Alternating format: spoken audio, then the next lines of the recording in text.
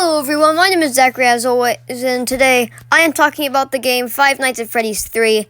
If you're a FNAF fan, you're probably watching this video, so obviously you know what FNAF 3 is.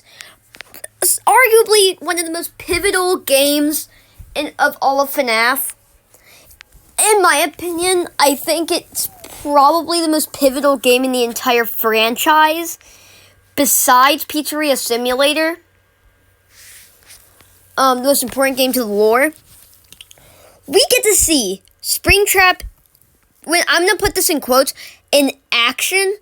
I don't mean in total action, but this is his introduction.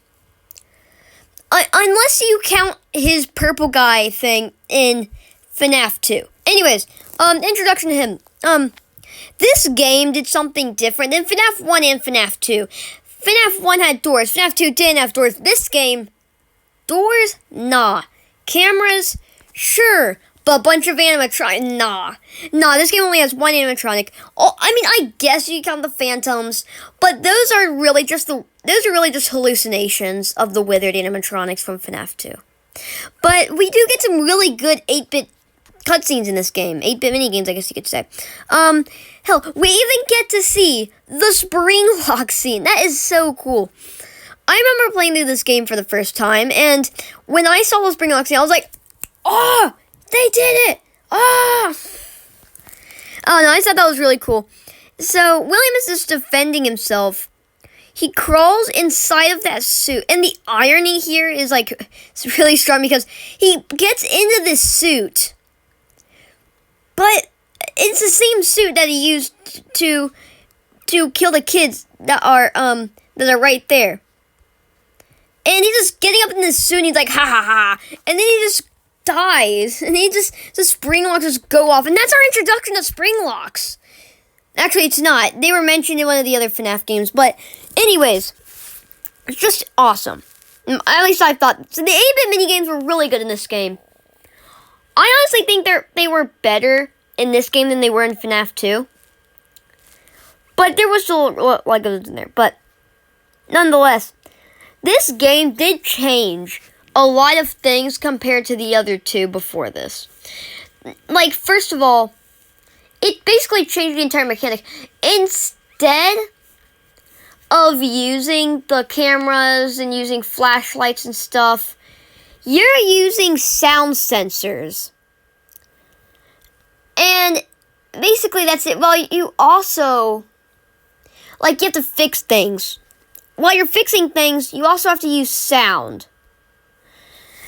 Sound basically is something that helps a lot. And you can also look through the vents. So this game added a lot of new things to the table. And it tried going for a different approach. Some say it didn't work. I say it's in the ballpark of in between, but yeah, so you have to fix things, but at the same time, you have to use those exact things you're trying to fix to stop Springtrap from getting to you. And I'm just saying, Springtrap, for only being one animatronic, he still is pretty good. I'm not talking about his jump scare. And this was also, I think, in my opinion, a really big step up for making the animatronics for Scott Cawthon, because this one is way more detailed than any of the ones before this. And now I guess you could possibly say the withered animatronics in FNAF 2, and now I understand why they had a really bad jump scare for Springtrap. It's because it's probably because Scott wanted to show off the model that he made, which is awesome, but is it really worth it though? Is it? People are still going to see it. People are going to take screenshots of it, and it's going to be really cool. But, yeah, from a lore perspective, first of all, this game is spot on. It makes the introduction to Springtrap. Springtrap, at this point in the lore, is basically the most important character in the entire lore. Tell me. Really, I think he is. And also, so from a lore perspective, basically a 10 out of 10. from an atmospheric perspective, this does change it up from like kind of like, I don't know, this one's weird because like this looks like this looks broken down. However, in the games before this, it looked a lot different. This one is clearly meant to be a horror attraction. Those are meant to be a children's pizzeria, so obviously the atmosphere is going to be a lot more different. In terms of atmosphere, I'm going to give it like an 8.5. I did appreciate the reference in the box, like the little box right here. That was like right beside the door. I did appreciate that. From a gameplay is where this game struggles.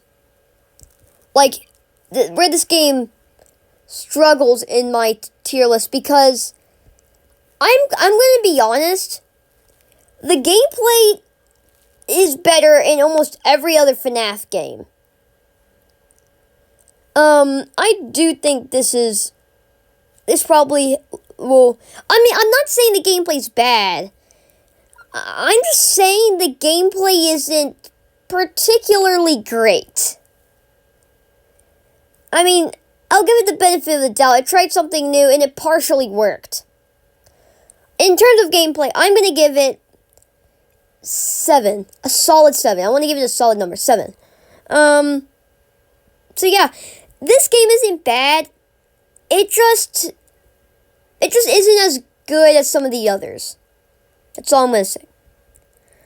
But yeah, I know this game is rather divisive. But I say this game holds up pretty well. I mean, it clearly was there, really, to add something new. Like, Scott really wanted to try something new, like new models. He wanted to try a different approach. I mean, and we saw it went because, like, I feel like the gameplay is similar to how it is in FNAF 6, to where you will have to use voices and, like, go through each thing and, like, check things instead of checking cameras. Even though you still do that. And you have to monitor events, too, so they really do make it up for the other animatronics in terms of difficulty. I just want to talk about FNAF 3. This game had a particular special thing to me. I don't know what it is. It just does. If you all enjoyed this video or any of my other content, please be sure to subscribe, and I'll see you in the next one.